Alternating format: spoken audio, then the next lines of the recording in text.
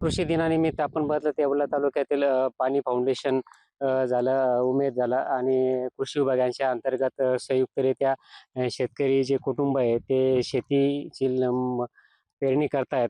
आपल्यासोबत येथीलच काही सदस्य पाणी फाउंडेशन काय सांगाल की उपक्रम राबवला जाते काय कसं? आम्ही पाणी फाउंडेशन, कृषी विभाग व उमेद यांच्या माध्यमातून आज आम्ही गट शेती करत आहोत आणि गट शेतीच्या माध्यमातून आम्ही सर्व शेतकरी एकत्र येऊन आज पेरणी करत आहोत.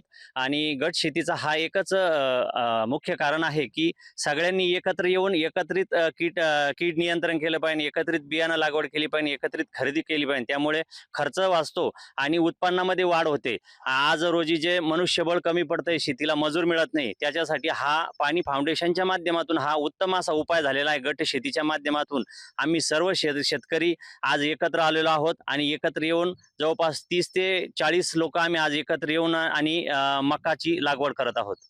बघितलं तर गट शेती पद्धतीने ते पेरणी करण्यात येतं. आपल्यासोबत काही कृषी अधिकारी काय सांगाल की कशा पद्धतीने बियाणे आणि कसं आहे काय थोडक्यात? या गटाने आपल्या गेल्या 10 दिवसापूर्वी एकत्रित निविष्ठा खरेदी केली व त्यामध्ये चांगल्या प्रकारे डिस्काउंट पण त्यांनी मिळवलेला आहे.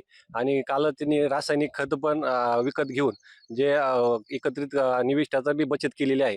नंतर या गटाने गेल्या महिन्याभरापूर्वी दशपर्णी अर्क बी तयार करून जे आपण म्हणतो सेंद्रिय शेतीकडं वाटचाल केली पाहिजे, तर त्या माध्यमातून आता जीवामृत, दशपर्णी अर्क, निंबोळी अर्क याची पण फवारणी आपण करणार आहोत. आणि येवला तालुक्यामध्ये सध्या 123 गट हे कार्यान्वित असून चांगल्या प्रकारे गट शेतीची एक लोकचळवळ निर्माण केलेली आहे.